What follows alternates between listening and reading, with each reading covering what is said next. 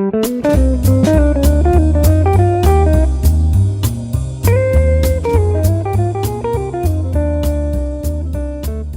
to another episode of the ASEF podcast. So far, we have explored the field of astrophysics, computer science, artificial intelligence, and cancer research.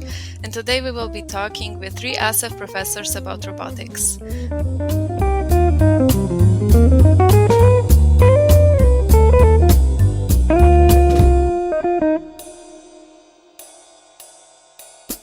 With us are Professor Miloš Žefran, a professor of electrical and computer engineering at the University of Illinois at Chicago, Professor Vesna Novak, an associate professor in Department of Electrical Engineering and Computer Science at the University of Cincinnati, and Professor Mitja Trkov, an assistant professor in Department of Mechanical Engineering at Rowan University in New Jersey. And myself, Tanya Janko, as a fellow from 2019 and currently a master's student of chemistry at the University of Zurich.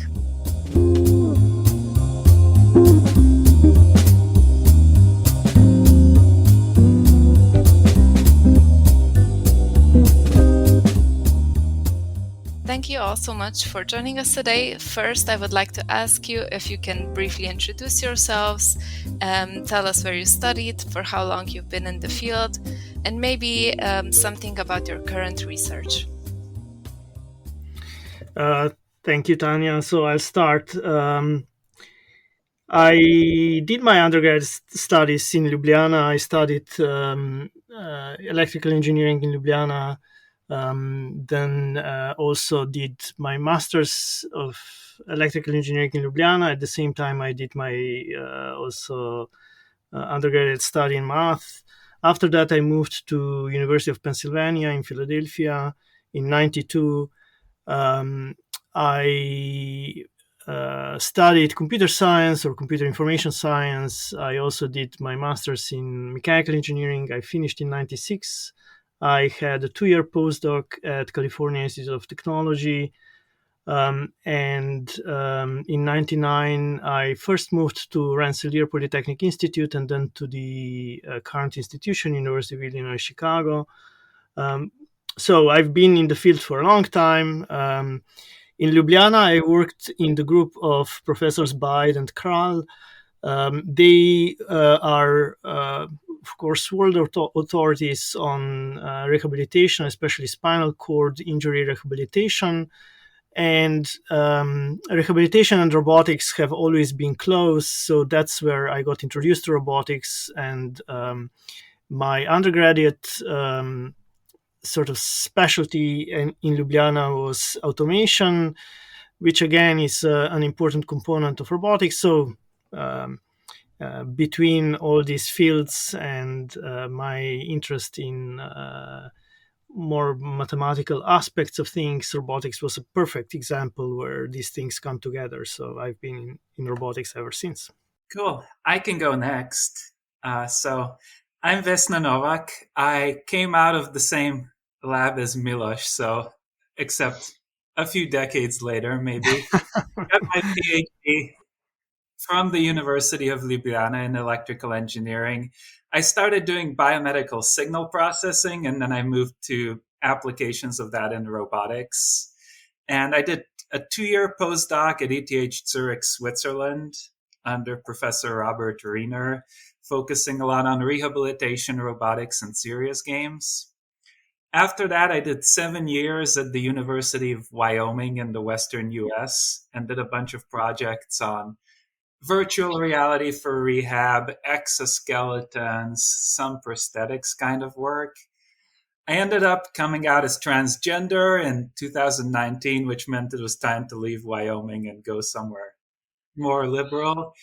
So I moved to the University of Cincinnati in 2021, and I'm an associate professor here now, and I've got 3 NSF projects and 1 NIH project going on right now. And quick summary, what we do is we have 1 project on group rehabilitation robotics, patients exercising together.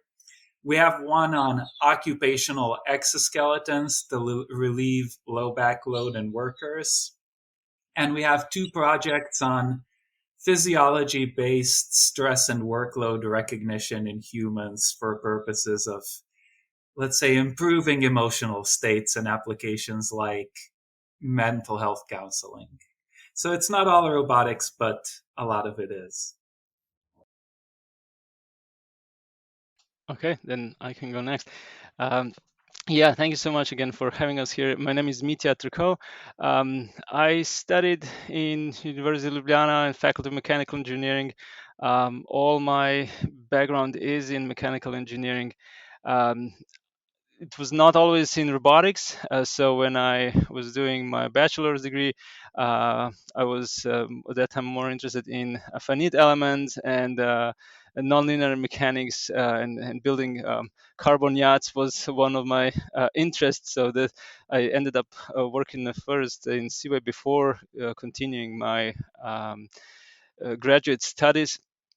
Then I moved on to, after finishing my bachelor's and experiences in industry, I moved on to Rutgers University in New Jersey in USA, where my focus was somewhere on robotics and human-machine interactions, and a little bit of biomechanics. And then I moved on to postdoc position at the University of Utah, and there the focus was a lot on ergonomics, biomechanics, and wearable sensors. Before then, I joined Rowan University as an assistant professor in 2019, where my current focus of research is prevention of slip and fall using robotic interventions, and also soft robotics is one of the latest area that I'm working on. And so overall, in general, maybe I have been in the around 10 years in this field. Thank you all very much. And first, I would like to start with a little general question before we dive into details of human-machine interaction. And my first question would be, why this field?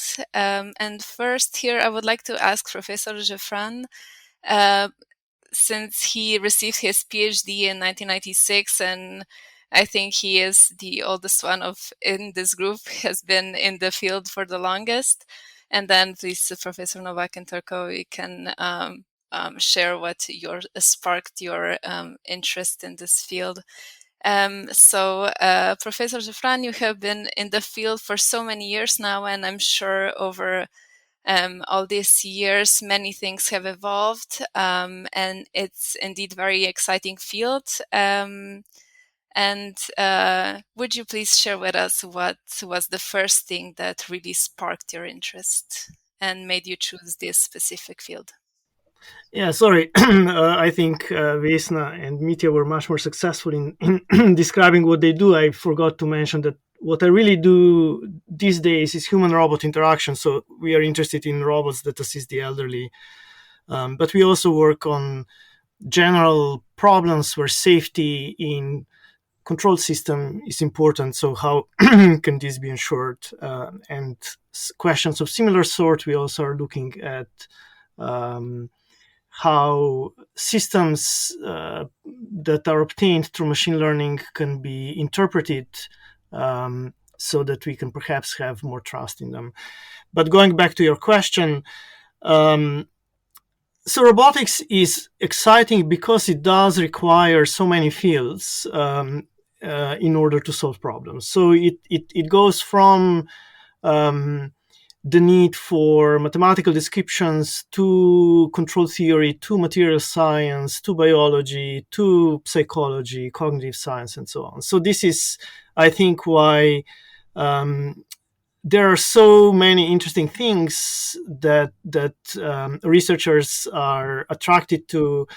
And in the areas like an area as human-robot interaction, the challenge of understanding how humans operate and how machines can operate with humans has been there for a long time. We still, human is still a big enigma. How we decide to behave, to act in a certain way. There is a large variability between individuals in terms of how they choose to act. So all of these are exciting problems, exciting things to think about. Of course, with the advent of modern machine learning AI, there are very powerful tools that we have at our disposal. But in all these years that I have been in robotics, I think the progress has always been driven by advances in computation. So computation has been driving lots of robotics research, starting with exciting methods for motion planning and control, and now more on perception. So as in much of engineering, computation has really opened up opportunities for further research. Yeah, I'm going to mirror some of the stuff that Miloš said, because he said that the human's an enigma. And that's the part that I got into. I was one of those high school kids who didn't know what they wanted. And I ended up going into engineering because it was good money, or claimed to be at the time. It was accurate, but I always knew that within engineering, the thing I cared about was, at the time, the cybernetics and medicine track. So I did that because it had humans involved, and the human was an enigma. And I care about human-machine interaction. I care about the human interacting. If there's just a robot and no human, I don't care. Like, boring. So I always like that weird interdisciplinary zone of interaction. It's fun. You don't know what's going to happen. There's a lot of randomness and weirdness, and you have to get a lot of people in to do that. And I think during my career, most of my work has involved non-engineers, psychologists, and medical doctors, and communication specialists recently. And I just get a kick out of that interdisciplinary chaos, I guess. Perfect. Yeah, my story is I think I came in robotics a little bit more spontaneous, since, as I mentioned, my original background was not directly, at least undergrad, was not directly related to robotics. But I was really intrigued and motivated by seeing this biomechanics research, and it actually started, I think, after the second year of my PhD, when my, I would say, pure robotics component project that I was on suddenly got truncated, and then I had to switch immediately to find a new project. And at that time, this human-machine interaction and even biomechanics research that was not, or in general biomedical research was not possible in Slovenia. At least not within the Faculty of Mechanical Engineering, was then really what inspired me and got my interest, and this is how I pursued my whole then PhD studies in this. I think one of the advantages is that I see very attractive is, how can we use all these new tools and robotics approaches that can be applied to augment human capabilities, or even just as a monitoring, sensoring. I think this is really what inspires me and motivates me to do research further on and develop further. Okay, so now let's dive into the topic of your research. So rehabilitation robots. Can you explain what they are and how they work? So I'll leave that to Vesna and Mitja. I'm more in the assistive robotics rather than rehabilitation robotics. So the goal of assistive robotics is to help with daily activities. Sometimes these are called daily activities of living, like putting things away, getting things, picking things up, carrying them together. So the purpose of the robot in this case is not necessarily to help in rehabilitation, but to just help with daily activities. Of course, given the growing population of older people, there is a great need for assistance, and I think in recent years we have realized that robots are not really the answer when it comes to replacing human assistants. They are a supplement to human assistants. So the need for human contact is one of our primary, human needs, and definitely robots cannot currently provide that. Perhaps in the future we'll get there, but we have a long way to go. And still in this area, of course, in assistive robotics, the questions of privacy, the questions of trust are big areas where research is needed, and there is lots of interest in these questions. I guess I'm the designated rehab robotics expert now. So rehabilitation robotics is fun. A rehabilitation is after a stroke or some kind of injury. You don't have movement ability anymore. You have very weak movement ability.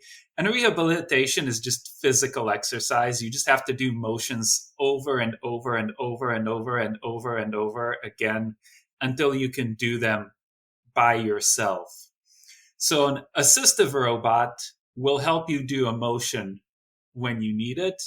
A rehabilitation robot's job is to help you so that eventually you don't need the rehabilitation robot anymore. So when you're super weak, you're supposed to do an arm motion, but you can't. And in classic rehabilitation, a human therapist comes in and holds you and has to move your arm with you. And that's tiring for the therapist. So you just get a robot to basically hold your arm and move your arm for you. But the point is that as you exercise, the robot should help you as little as possible so that you're putting the effort in to actually do the exercise. Because studies have shown that if the robot just does the entire thing, you just kind of screw around and don't put any work and don't benefit. So rehab robots are basically assistive robots with algorithms to help you as little as necessary to actually get the thing done. Perfect. Yeah. So I think I'm more on the side of Miloš and Vesna already explained very nicely. So I'm more towards assistive rather than directly rehabilitation. Maybe I'm working a little bit with the elderly, and since I'm working on sleep and fall prevention, so exactly it's not rehabilitation, although maybe some would need it too, but primarily it's the working on the assistive devices, where I think the adoption and some of these privacy and so on are main concern currently for these all types of technologies. Okay, so you mentioned patient trust in the assistance and rehabilitation robots. So what do you think would be general public's response to these assistants and rehabilitation robots if they would be put into mainstream use at this point in time? So it's interesting. Research shows time and time again that when especially older people are asked whether they would like to have a robot as an assistant rather than a human, the answer is quite obvious, and the answer is no. They want to have human assistant, not robot assistant. Now, some of this is the perception that perhaps robot assistant is inferior, that robot assistant is there because of some sort of neglect by the humans or whatever. And that might change in the future, but humans are social beings, and human contact is really something that we crave for. And that's why I think when it comes to daily assistance, robots are part of the solution, but humans need to be involved, or human assistants, or human, helpers, or whatever. When it comes to rehabilitation, and again, perhaps Vesna will have a better answer to this. When it comes to rehabilitation, robots are part of the medical apparatus that is around the patient, and that's much more acceptable, I think. I'm actually not aware, Vesna will tell us about the research on perceptions of robots for rehabilitation. So I think the perceptions, of course, are very important, and perception of trust for these robots is very important. And the understanding how humans develop trust, of course, is an interesting area in itself. And there are researchers from social sciences that are studying this. And the answer is, it's as much technological as it is social in a sense, right? So there are definitely these are quite deep fundamental problems of humanity, human mind, and that's why I think all three of us are in these areas. So. Yeah, I mean, in rehabilitation, as Miloš said, robots are kind of a medical tool. They're not something that you have to be best friends with. And I've run a few clinical studies, and you kind of see it. Patients are not a monolith. There are different patients, and some of them come in and you're like, hey, check it out, a robot. And they're like, sweet, a robot. I love it. And then they're super excited and they put more work into it for a session or two. And then they kind of get over it, or they don't. Some patients, on the other hand, are like kind of distrustful of it, and then kind of they get over it, because most of the robots in rehab are still supervised by therapists. So it's not just the robot pushing you around unsupervised. So there's a wide array of, let's say, preconceptions that people just kind of get over and get into that groove eventually. There have been studies where they kind of show that, like, patients with robots, some of them will have positive motivation over time because they just perceive like, oh, more effort is being put into my rehabilitation because they gave me a cool robot. But it's not happening for everyone. Okay, I'll answer this a little bit more through assistive robots rather than the directly rehabilitation robots, since I have a little bit more experience here.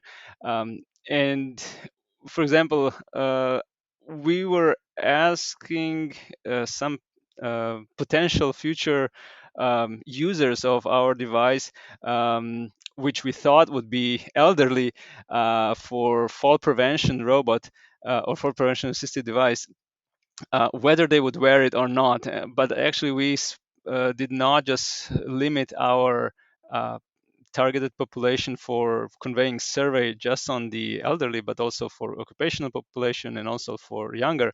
And interestingly, the targeted population that we think we would benefit the most from it, like elderly that would maybe fall the most, were the least likely to accept this robot when asked whether they would be wearing it or not, even if they would be they would gain, let's say, some advantage of preventing their fall and potential injuries. And I think this trust and how you perceive and this technology, for elderly, I think sometimes it takes time. I think that the interesting outcome was that the younger generations that probably grew up with more technology were more inclined toward adopting and accepting robots in as our daily lives. And I think these were just some of our observations so far that I think are interesting and good example when you talk about trust by itself. And probably science fiction movies with Avengers and so on, and Iron Man's are part of that too. Professor Novak, You mentioned gamification in rehabilitation, and also I recall you giving a talk about this topic a few years back. How basically a patient is going through the rehabilitation process with playing games, where it's doing the repetitive movement controlled by the robot. Can you please elaborate a bit on this topic, and maybe in addition to this question?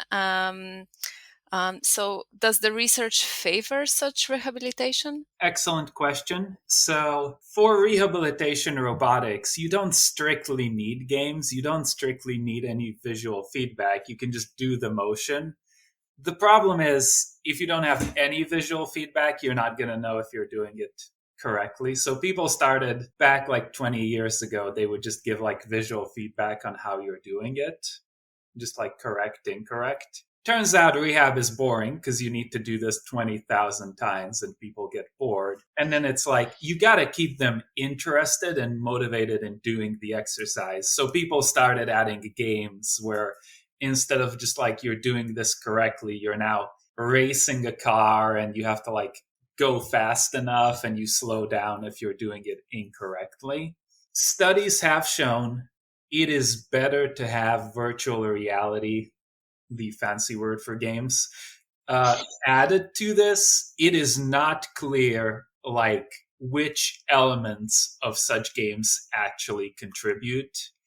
And people do a lot of things. Like I did multiple studies on like competitive games, cooperative games, and you can show like some people will be vastly more motivated by a competitive game. Some people will not and will not like it. Other people do research like, oh, what if I do like a cooler reward where I give you points? And it's like, yeah, if you add that, it kind of like motivates you more. But it's not clear like how all of these elements get put together, how they interact with each other. Like if you make two fun elements, is it twice as good as having one fun element, or is it equal?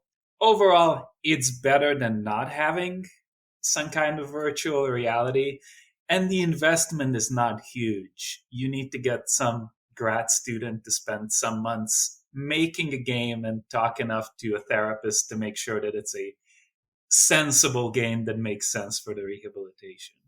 So do you think Metaverse would be a good platform to use for rehabilitation in this case? I was hoping I wouldn't have to be the person answering the Metaverse question. I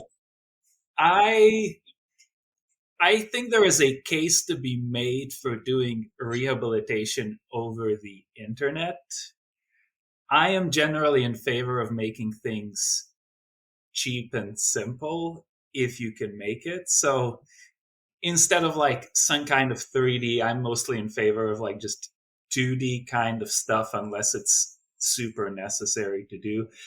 I think there's a future in, let's say, online rehabilitation, connecting patients and therapists and clinicians and their loved ones over the internet. I'm not convinced that the metaverse is the best avenue for that. Well, let me jump in, perhaps. I think, so one, again, going back to the theme of humans being social beings, right? So metaverse might be interesting in terms of creating communities of patients that perhaps work together in rehabilitation. So motivating each other in terms of group setting, but of course now this group setting is distributed group setting. So I think this might be a promise of metaverse that probably would be interesting for rehabilitation community. But we need to be aware that metaverse is ill-defined, right? So we don't know what metaverse is. Everybody has their own idea what that should be. When it comes to rehabilitation, of course, there is lots of physical contact, physical touch, and metaverse cannot provide that. Right?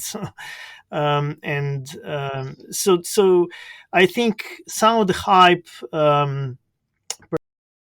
place in terms of the potential of metaverse to change our lives because it is still rather limited. Maybe I can add to this awesome explanations by Miloš and Vesna, and I definitely agree. So there are these virtual realities, augmented realities, mixed realities, right, that are probably all part of that, and I think maybe this specifically to metaverse, it can possibly help studies where maybe some cognition play an important role, but as already Miloš pointed out, where we have since we're talking in the context of human-machine interaction, wherever we have physical human-machine interactions, this is really hard, right? So to replace, yes, there are developments in among haptic devices that are trying to add that, let's say, at least third sense, right, besides video and audio.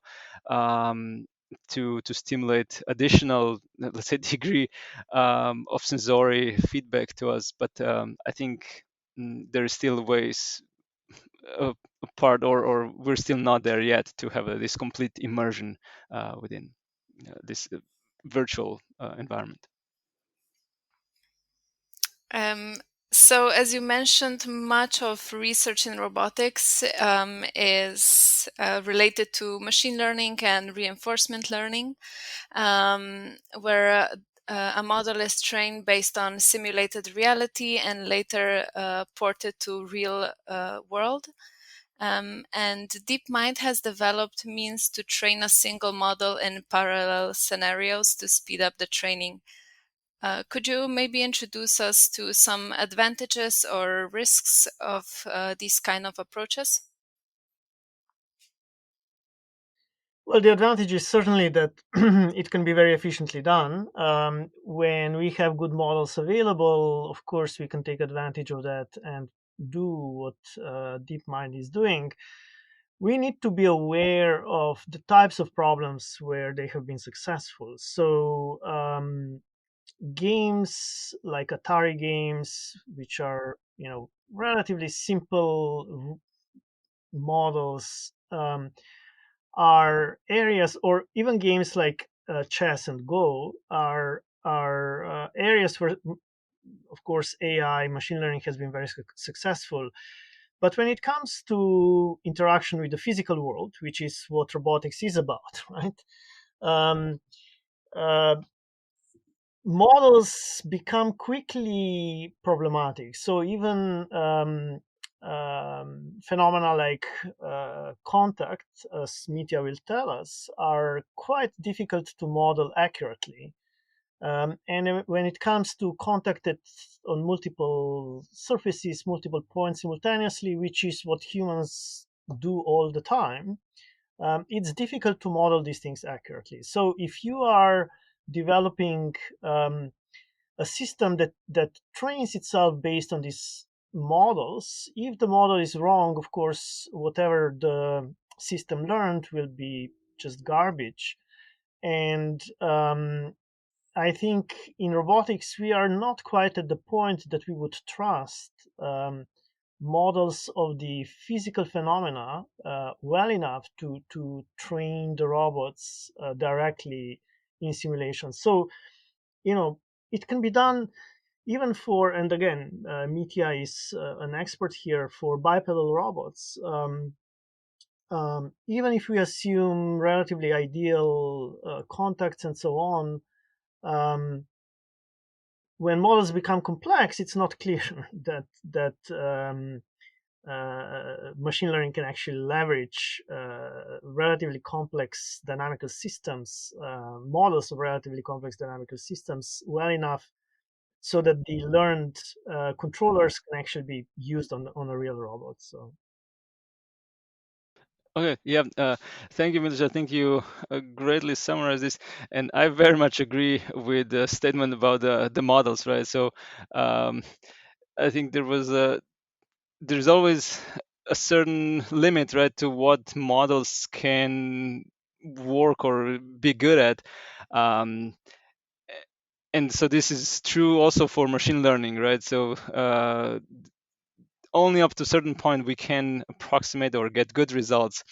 But the problem is, right, how do we actually use machine learning or maybe this artificial intelligence in general to explore some more complex behavior in these human robot interactions. This here I have not seen yet machine learning really breaking through. I think definitely there are advantages and big leaps going in this direction, but I think it will take a little bit of time to figure things out still. As soon as I think you bring human into the loop, we don't even know how to tackle those problems very well yet. So I don't know, I would say we're working towards it, or everybody's working toward it, but we're not there yet. And we have to probably come up with some good, reasonable ways to model that too. And a lot of probably is coming from where is also machine learning come from, right? From human neuroscience, and this is where it started. And I think this is the direction that we'll have to mimic humans and lead this development further. Yeah, and I'll give the complementary opinion from like the rehabilitation, robotics, affective computing side, I guess, because when we talk about machine learning, we've got two types of machine learning as far as I'm concerned. We've got our supervised learning and we've got like the reinforcement learning that you mentioned. Supervised learning is great because you collect data and you train the algorithm on data, and then it does the thing that it's supposed to. So if you're going like, I want to tell if this patient is enjoying exercise based on their heart rate, you can do that. You just have to go get data from, I don't know, 30 patients. And now it's like, cool, do you have the time and energy and the money to go collect data from 30 patients? It's kind of an investment to do it. The other way you can do it, reinforcement learning, we use that. We use supervised also, but we use reinforcement learning, but the way it learns is by reinforcement, which means it tries things and it sees if they work. And if they don't, it does something else, which if you're trying to teach a robot to walk, if it screws up, it falls down and you put it back up and you teach it by reinforcement learning. If you try that on rehabilitation robotics, it'll be like, oh, what happens if I do this? Oh, it breaks your arm. Bad idea. So there's not a lot of room for reinforcement learning in like human interaction some of the time. We use both of them a lot in our experiments. It's just like you have to know, like Miloš said earlier, this is where this will work, and not like throw them at every problem and hope that they work out. And maybe I should jump back in. And so reinforcement learning is a buzzword these days. Now, these ideas have been around for a long time. We had adaptive control in the control community. We had adaptation. We had machine learning before.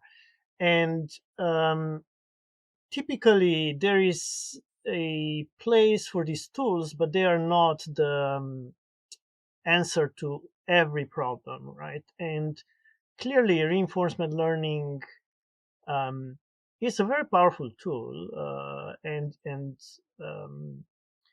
if you can use it to improve the system that is currently operating at a relatively reasonable performance, I think that's probably the best use of reinforcement learning.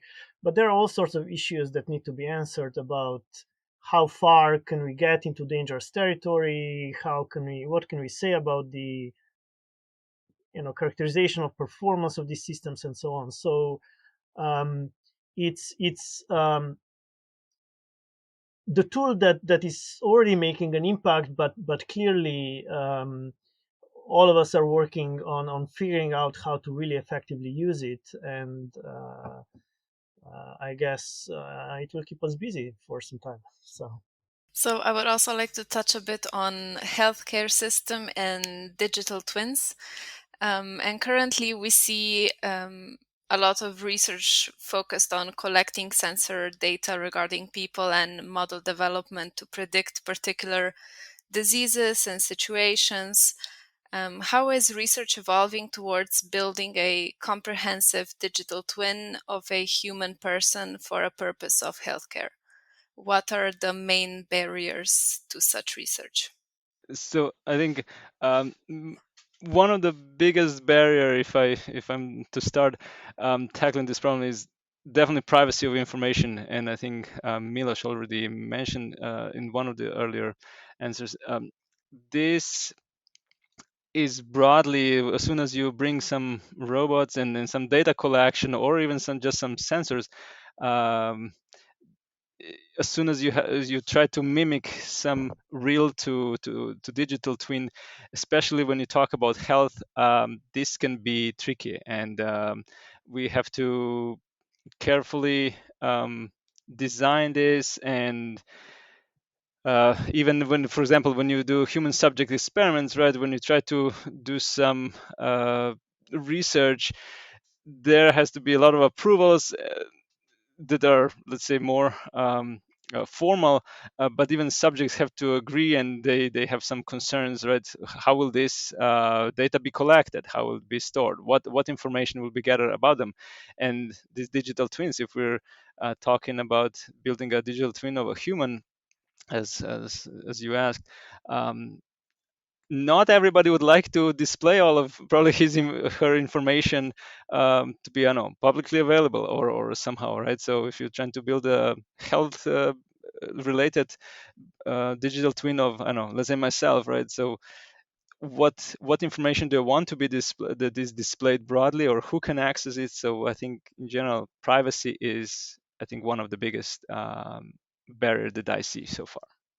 Yeah, and building on that, I would say there are things that you can model to a greater degree of accuracy. If you want to model, I don't know, human biomechanics, and you want to be like, what happens to this bone if I put strain on it? That's a mechanical problem. I'm sure you can do that. If you want to involve things going on internally, things get trickier. If you're going to talk about physiological processes, you probably have limited insight. If you do things like, how is a human going to react to a certain behavior? What are they going to do? You don't have a lot of insight into that. You will have some insight, but the more internal and murky you get, the less information you have. And as your second problem, probably the information you have is from white college students at universities, which are infamously the best studied populations. So probably you can get good insight onto like purely physical stuff, but I would say like anything that requires internal insights, you have limited information at this stage.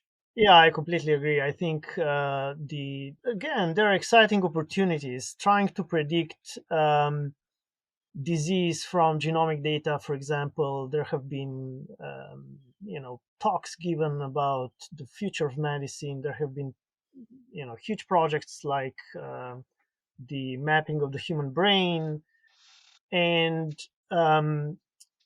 I think the ideas are there how to put all of this together and really create a digital twin of a human. But as Vesna said, we have very little idea how our emotions, feelings, intentions, actions, how that is done by the human, right? So and figuring out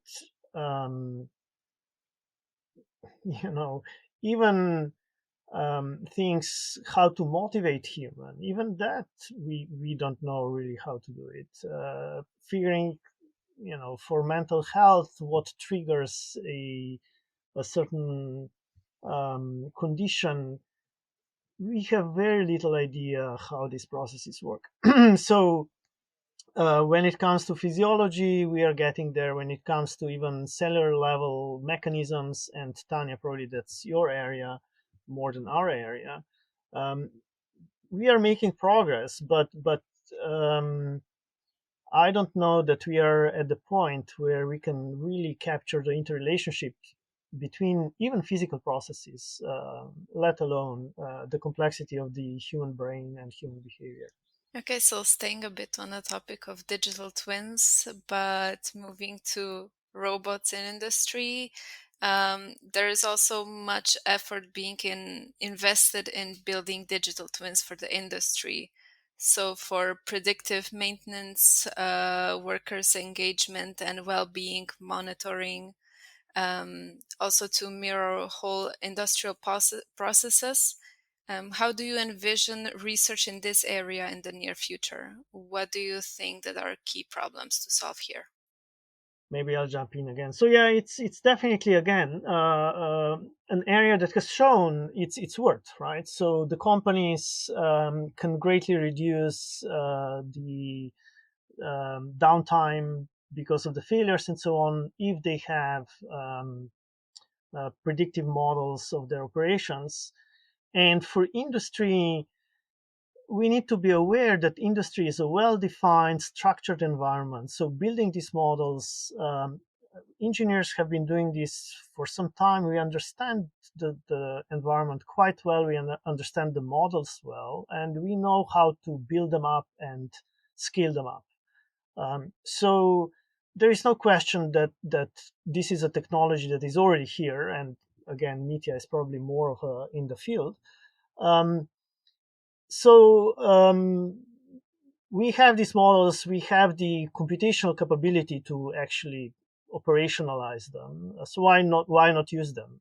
And here is where also machine learning tools, in terms of modeling probabilities of failure and so on, we have lots of, so the companies can collect lots of data, so the modern machines, modern automation provides lots of data points on operation of these machinery. So of course we can use this data very fruitfully and improve the operation of the factories. When it comes to humans in this ecosystem, I think we get to a much shakier ground, right? So when will a human worker develop an injury? I don't think we have a good idea when that will happen. It really depends on the posture, and so on of the human, right? Again, human is the big unknown. Similarly to as Mitja mentioned, whenever you introduce a human into the system, you really open a Pandora's box, and it's difficult to then reliably predict what will happen. Yeah, I think Miloš really nicely summarizes that digital twins are very helpful tools for the operations that we know very well, or that we can characterize very well, right? So in this in the simulation of processes in industry automation, maybe even some simple logistics and chemistry processes, these are things that maybe we can control and define well. But the question is even what happens if our digital twin is not accurate, does not work properly, right?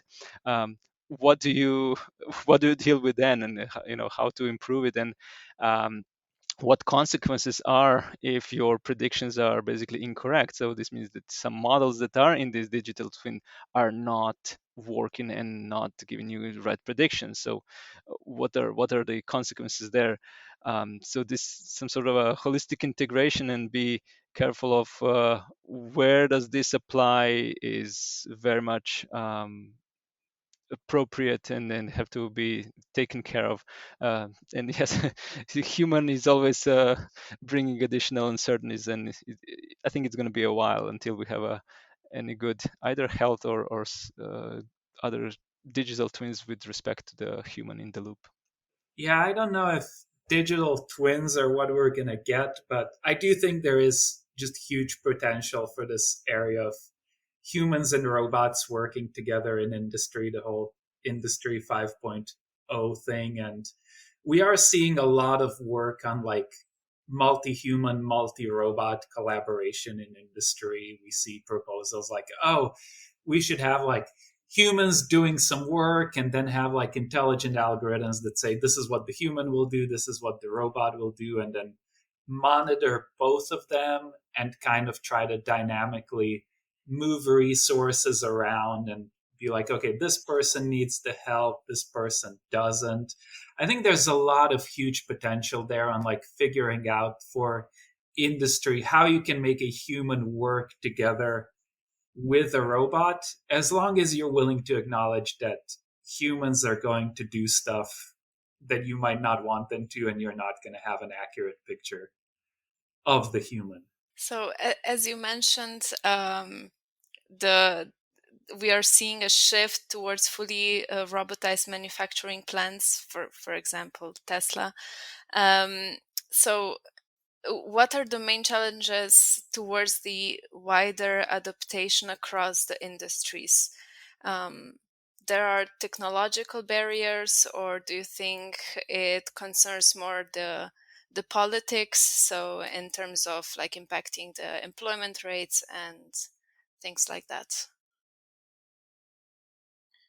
Well, let me start by saying that Tesla is not perhaps so it's a very popular company.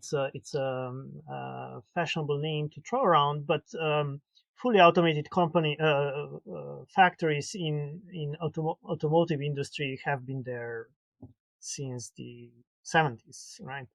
So the automotive industry has been the pioneer of robotization of industry, and they have done this very successfully, and we cannot imagine the precision with which cars are manufactured today without this technology.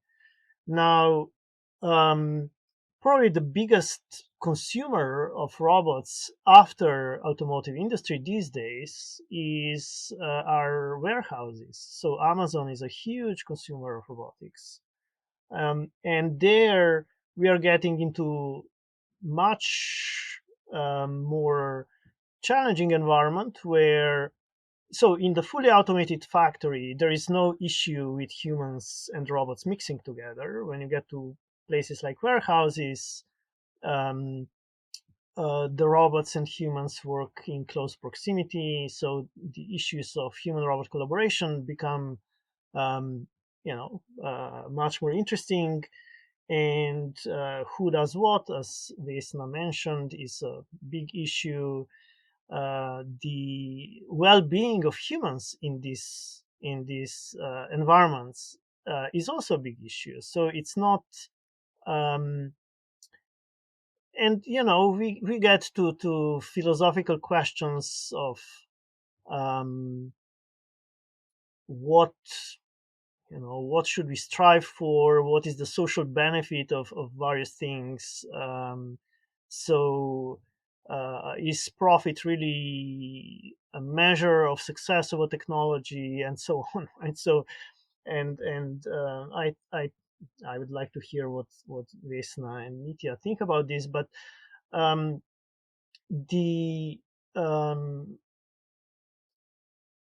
so when it comes to really environments where human and robots work together, we have the technology. So there are some interesting videos on the web where you can see work from Technical University of Munich, where they have demonstrated that the robot can stop in time not to harm the human, even with very sharp objects, right? So the technology is there. It's probably very expensive technology at this point, but we are probably at the point where technology can safeguard humans from physical harm. Now, what does technology do to the society and well-being of the workers and reduction in the number of jobs is, even economists are not clear on this. Has automation really driven the decrease in the jobs in manufacturing? So these are sort of contested questions. We in robotics definitely think that robotics can be fruitfully used in the environments where humans are currently suffering, right? So if you take meat processing plants, that's not a very nice work environment, and there are some excellent applications of robotics in that area. Now, if you take away jobs that are low paying and dangerous and dirty, but they provide the living for population that doesn't have other opportunities, so is that good or bad? I don't know. Yeah, I would say there's opportunities for robotics depending on the sector. If it's some kind of industry job that doesn't actually require any thinking very much, and there's a lot of precision and volume involved, I think that's your optimal application. If you're going to have some small business that produces like 5 items a month, it's probably not even worth investing in a robot because you don't have the volume to do that thing. And I think you're going to see automation in the stuff that's like, as I said, kind of doesn't require thinking.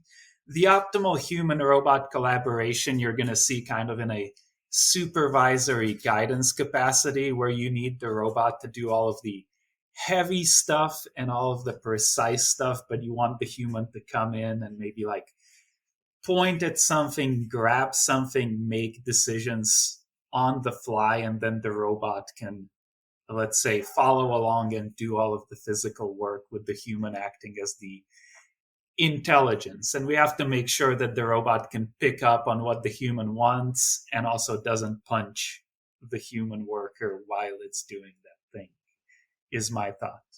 Perfect. Basically, just to slightly add on top, because I think Vesna and Miloš summarized it very well.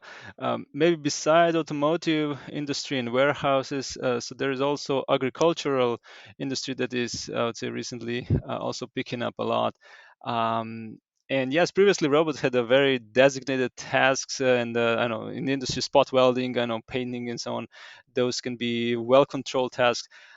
When we go maybe even to agriculture, there is a large variety, how to recognize which fruits to pick, how to grasp them softly.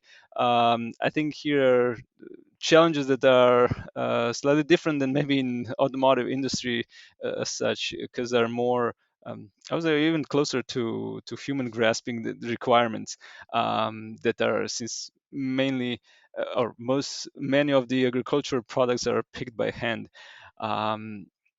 So I think here we definitely have to do a lot of advancements. And just as an example, I know this soft robotics with soft grippers, right, and was introduced a lot in various agricultural robotics that were somehow opening up this area. And okay, also machine vision and along with the machine learning. I think another aspect is, again, social acceptance of robots, right? Do you want to work next to a robot? And then here, I think those collaborative robots that are maybe safer even if you hit them, or like Miloš said before, that they stop in time to prevent or increase this safety in general. Some example just is maybe Boston Dynamics is somehow leading the way of deployment of these robots in the actual field, where they're basically using their spot to do some terrestrial control of various plants and expanding this horizon. So I think in order for robotics to be expanding, we need someone like this to basically get us a little bit used to a robot walking around and monitoring, and not just another person. I think it has to go all hand in hand. So we have been talking about industry, and how would you explain, or how would you explain what is the sort of the US academic system? How is it connected with the robotics industry? What does the ecosystem there look like? And adding on to this, do you think it's possible that like similar ecosystem would be adapted in Slovenia? It's a good question. So machine learning is an example.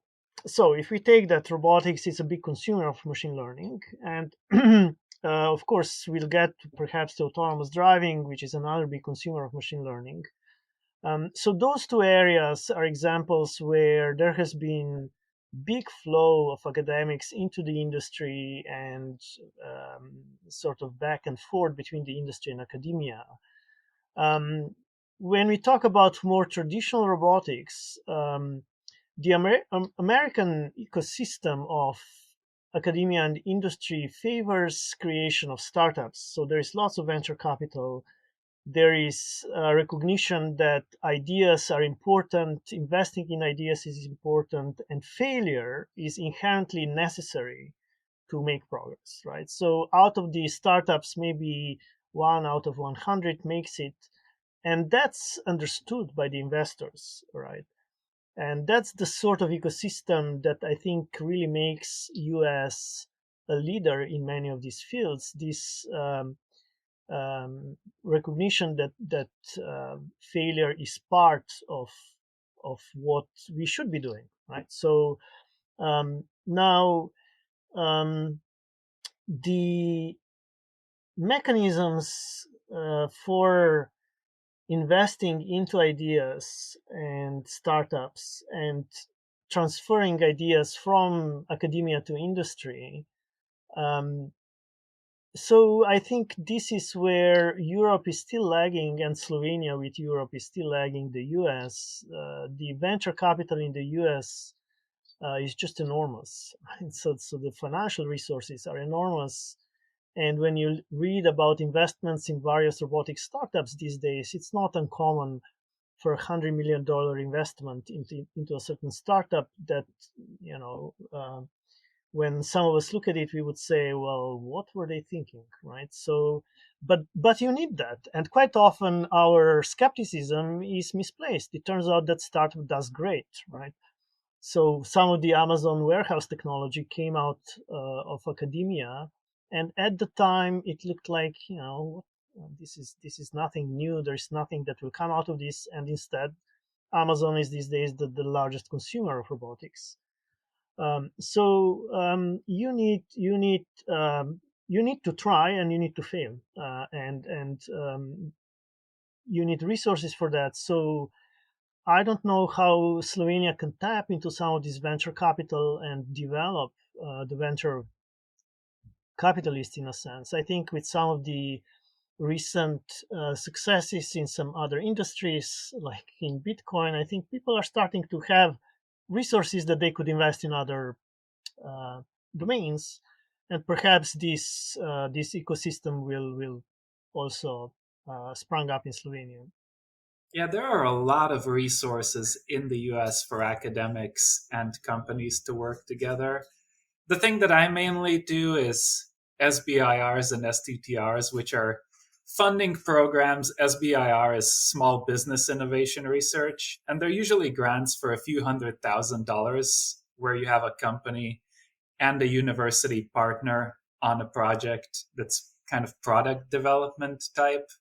And it's funded by all of the federal agencies. And I think the success rate on those is better than a lot of the fundamental research projects. So there's a lot of interest for just like small businesses and academics to partner together and get this thing out there. And when I was in Switzerland, they kind of had that thing with the same thing with CTI grants in Switzerland for industry academic collaboration. It's not a lot of work. You write it up, you have a decent chance, and the government's really interested in that. And I'm not sure that same level of opportunity exists in Slovenia necessarily. Yeah, I think this was greatly summarized.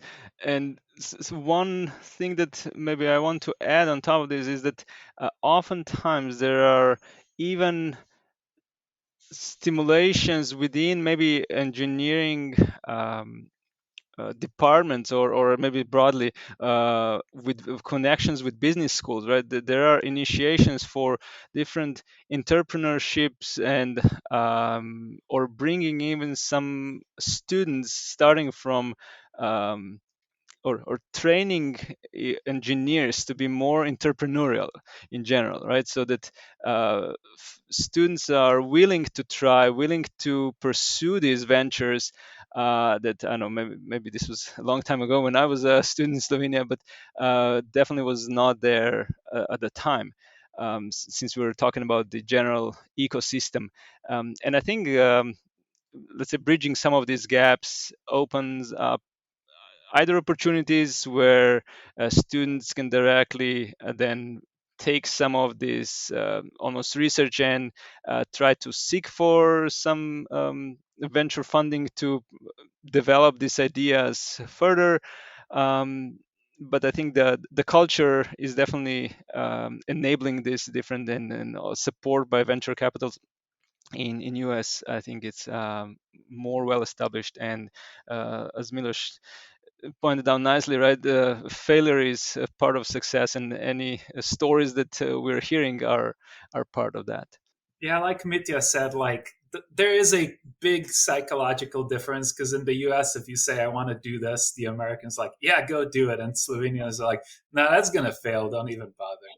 I haven't been in Slovenia I've been living here for a long time, so I cannot really judge the sort of mindset these days. But I think Slovenia has transformed itself into a country of many small businesses. So in a sense, there is entrepreneurial spirit in Slovenia, I think, but the financial resources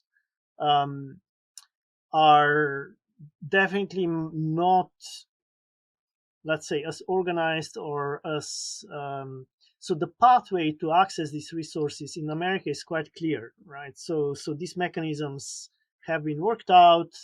There are well-defined steps that an entrepreneur goes through, and I think in Slovenia that's much more haphazard. So that clearly is an obstacle to wider, perhaps, attempts at commercializing academic research. So Thank you very much for your thoughts. So not too long ago, semi-autonomous cars and driving came up. What are your thoughts on so Tesla autopilot, vision-based, semi-autonomous driving? I am broadly in favor of autonomous and semi-autonomous driving. People say, but autonomous cars do really dumb stuff. And I'm like, have you seen human drivers? So I'm in favor. I think there's a lot of, there's different applications, especially in the US. If you just need to drive from Cincinnati to Salt Lake City, it's just 1,000 miles of cornfields. You can automate that. City driving is more complicated. You got to pick your application. There is a huge issue of responsibility because everyone is always asking, like, if an autonomous car hits a pedestrian, like, who's at fault? Is it the programmer? Is it the manufacturer? And I don't know if that's a thing that's adequately answered at this point. But I think definitely there's less dangerous applications that you can go for. And it's going to happen whether we like it or not, just due to efficiency, I think. Yeah, maybe I can share my view. So I think it's definitely happening, and all three of us working in robotics, I think we know that it's going to be at some point, just because it's interesting and so many people are working on it. But no, just looking a step back, right? So what would be wrong by enabling public transport better than each one of us have to be self-driving in his or her own car? This is very, I would say, primitive idea, and it's definitely not pursuing research on autonomous driving, but just another on total other spectrum from this. I think we're failing that. So probably we are, because we're maybe afraid of driving on, or maybe just convenience. The semi-driving, the autonomous driving will move forward.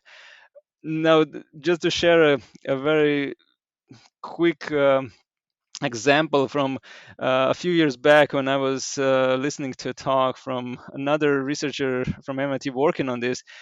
He presented some challenges which are, if there was a car stopped on the crossroad, and there was a sunlight shining directly into the car, so it was really hard to see, and the camera had really hard to see. And then there was a police officer standing in the middle of the crossroad, right? It was basically impossible to see it. And what sensors are we even gonna need to develop in the future, or how are we overcoming these problems? I think this is gonna be still some time before we can realize this technology in general.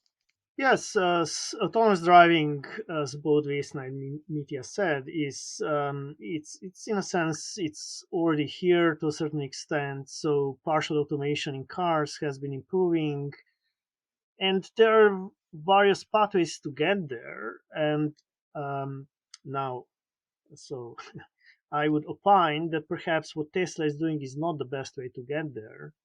Right, so Tesla has brought the expectations of autonomous driving up dramatically without necessarily being honest about what kind of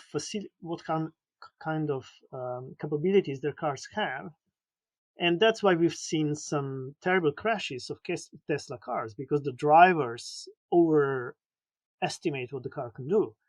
But there are lots of companies that have features similar to Tesla's features that don't call them full autonomy or whatever. They call them driver assist systems, and we have been introduced to them and living with them, and they have improved driving greatly. And as Vesna said, humans are just terrible drivers, right? So it's relatively easy to make a system that drives better than a human, but humans also adapt very quickly.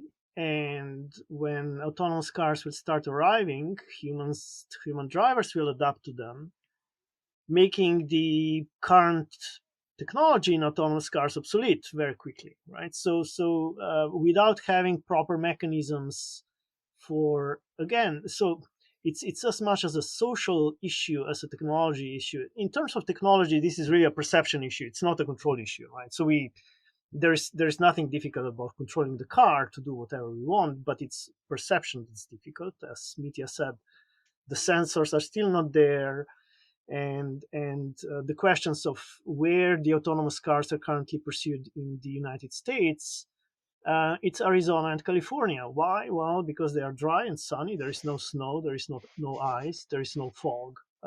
Well, maybe a little bit in California, but so and as Vesna said, when you're driving these huge distances on open road with barely any cars around, yes, I think there is no reason why not use autonomous driving.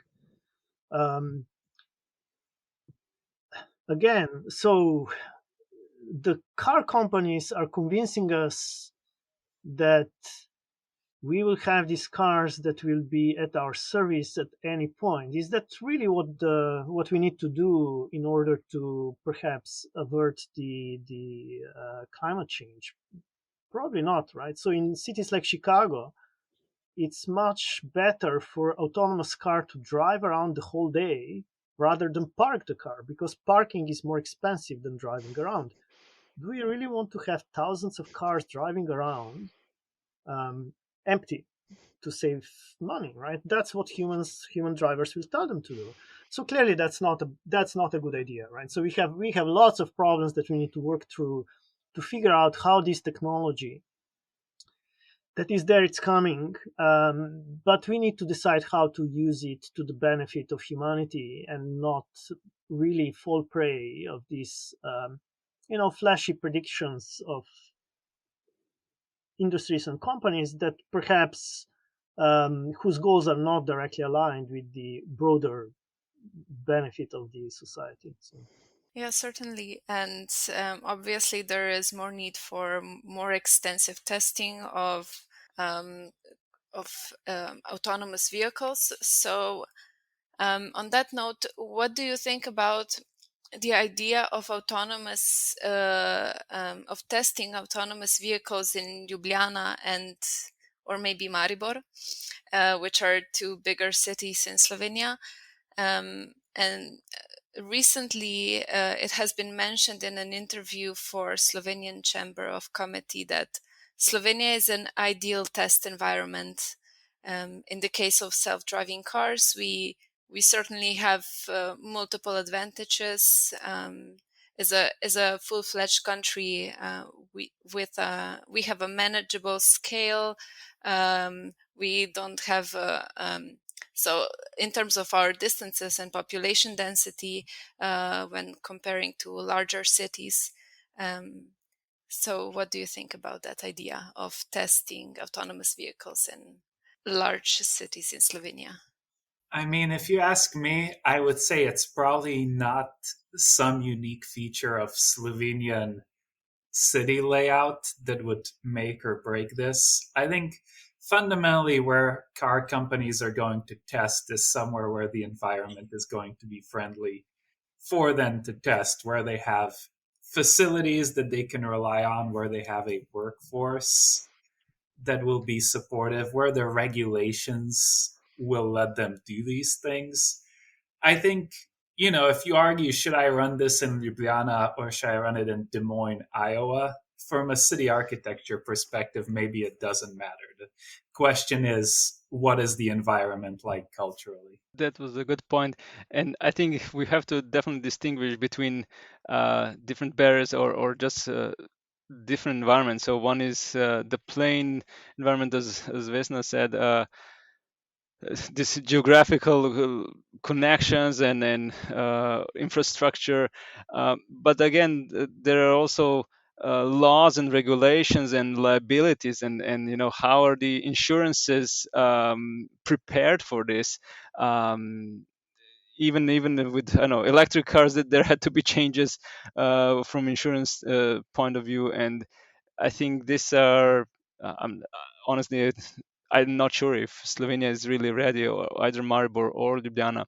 But before maybe directly diving into this, we have to make this ready so that we can allow this testing in Ljubljana or Maribor. It would be nice to have as a Slovenia put on a map as the first testing site, but let's first enable a safe integration of this before we jump into it. Yeah, I think various issues have been well covered by Vesna and Mitja. I think one advantage of Slovenia perhaps is that it's a small country with small bureaucracy, so it can nimbly move and change things in terms of regulation and environment and so on. On the other hand, the danger is, of course, that Slovenia becomes a guinea pig for technology that is not perhaps that could be harmful, right? So there is, there needs to be some careful consideration whether Slovenia is willing to take on this risk and exposing population to various dangers that come from these technologies, both on in terms of physical harm and potential societal harm, right? So every big city, or at least in the States, every state is trying to become the new center for autonomous driving industry. Right? So Slovenia will have its work cut for it in order to convince these companies to come to Slovenia rather than, I don't know, Cleveland, Pittsburgh. There are thousands of cities in the States that are trying to do that, right? As I mentioned, Slovenia is challenging in terms of physical environment because we have weather conditions that are not Arizona, right? So, and road conditions in Slovenia. So we have narrow roads and so on, which perhaps is an opportunity, right? So if we really want to develop this technology, of course, we need to test it in these conditions. Workforce, I think, is a big issue. Slovenia has a relatively small number of universities, and so can Slovenia compare favorably with a city like Seattle, for example, right, where there are lots of universities providing the workforce that can work in these industries.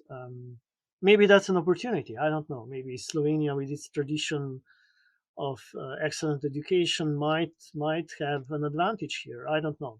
So clearly, there are lots of things to think through. But I would go back to what Mitja said. Well, maybe Slovenia can become a big player in developing autonomous mass transportation, right? So I think that might be something. So finding a niche, I think, is what Slovenia should look for, and maybe that's a niche that Slovenia can explore. What do you think of as a competitive advantages of Slovenia in the field of robotics? Yeah, I think if I may start, Miloš, I think already mentioned some, right? So being somewhat small and hopefully agile in various aspects. So here I'm also inclining towards regulations.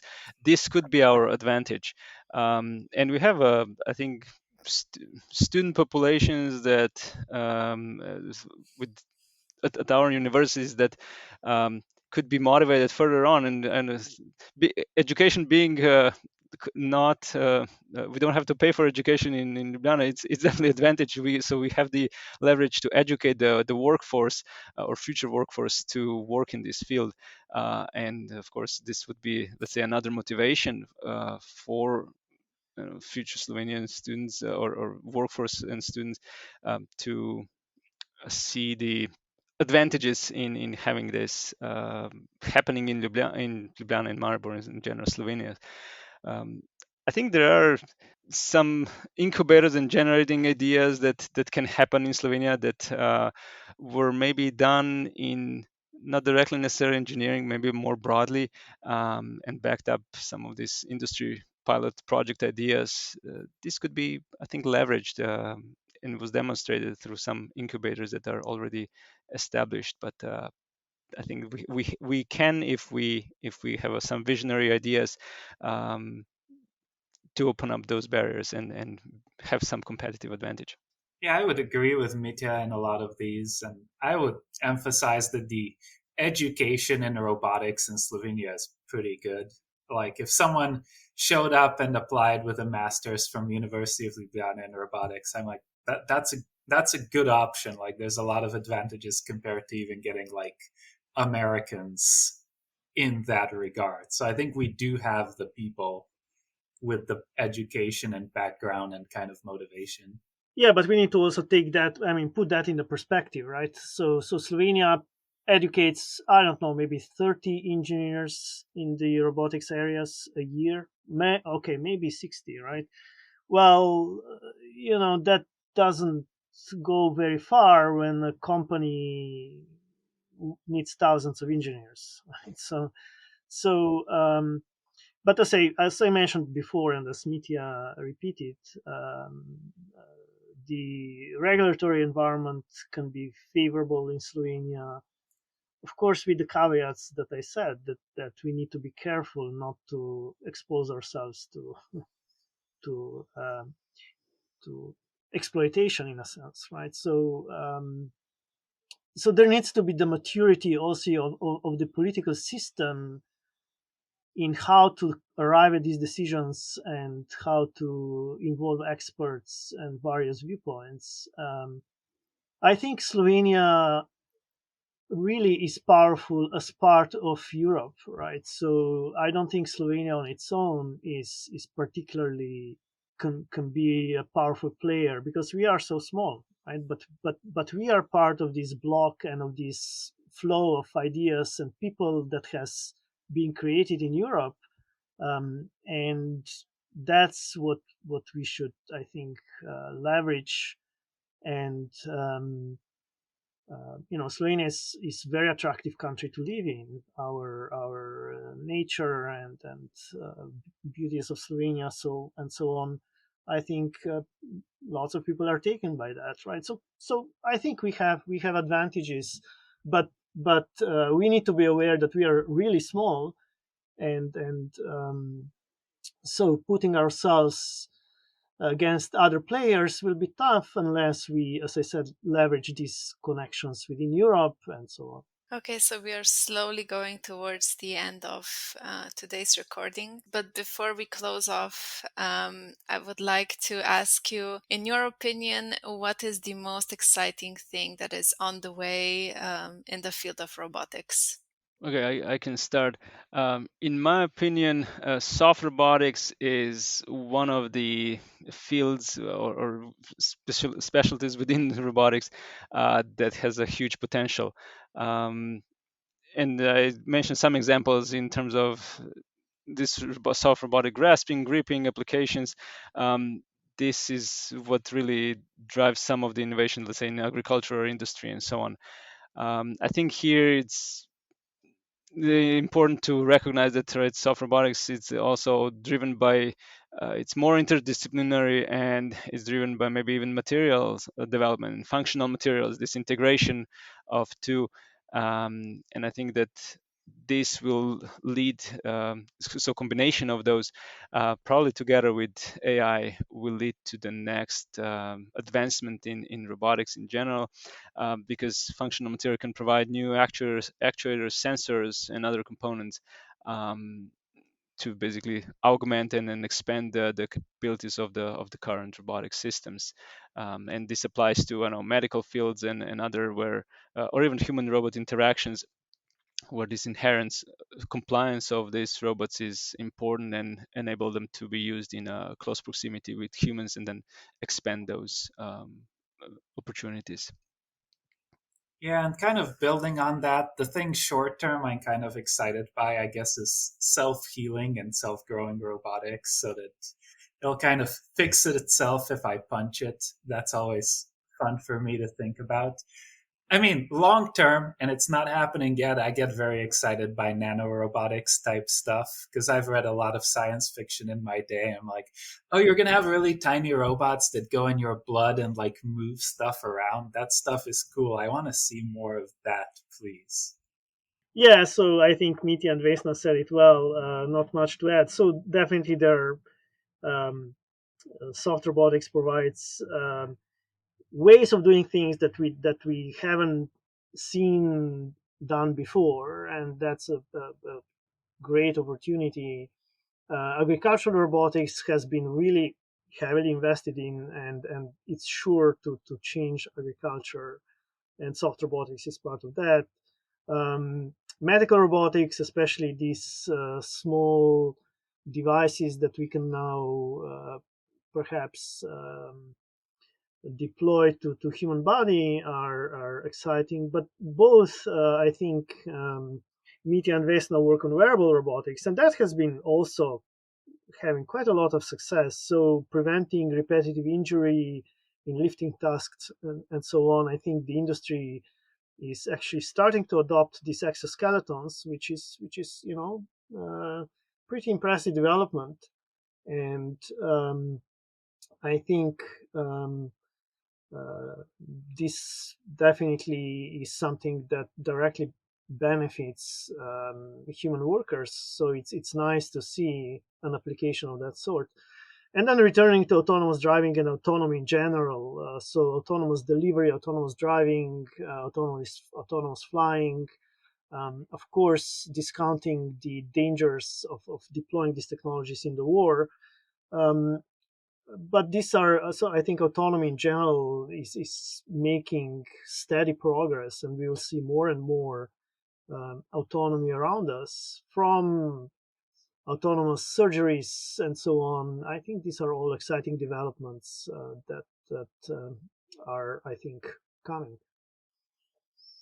Okay, thank you all very much for this great conversation. And maybe just before closing off, is there any resources such as books, articles, maybe podcasts that you would like to recommend our audience that would be further interested in the topic of your research? This is a good question. Maybe I recently listened to one of the podcasts that was coming from a professor from a Stanford University, Alison Nakamura, and I just liked hearing her stories. And it talked maybe also about her career. That's why I was interested in, and just to hearing how maybe this well-established professor at the well-established university had some doubts in her careers and so on. This was just in general interesting for me, maybe less directly to general robotics. But this was one of the podcasts that I found interesting. Yeah, one thing that I'm kind of in the middle of right now, and it's a few years old at this point, and it's kind of controversial, and everyone has an opinion on it, but I've enjoyed Life 3.0, Being Human in an Age of Artificial Intelligence. It's like one of those books that everyone loves or hates, but it's kind of a good insight into the political bits of AI. It's worth checking out, at least. Yeah, I would say that these days there is so much on the internet that it's difficult to give one resource. Lots of major conferences in robotics have video proceedings and video highlights that might be interesting to as a sample of what's going on in the field. And I don't really have a good answer to what's a good resource. So there is a publication called the Robot Report that has nice news from the industry and what's happening in terms of robotic companies. But yeah, just Google search is I think will open up lots and lots of things. So just sample. Thank you all very much for your recommendations, and thanks again for such a lovely conversation.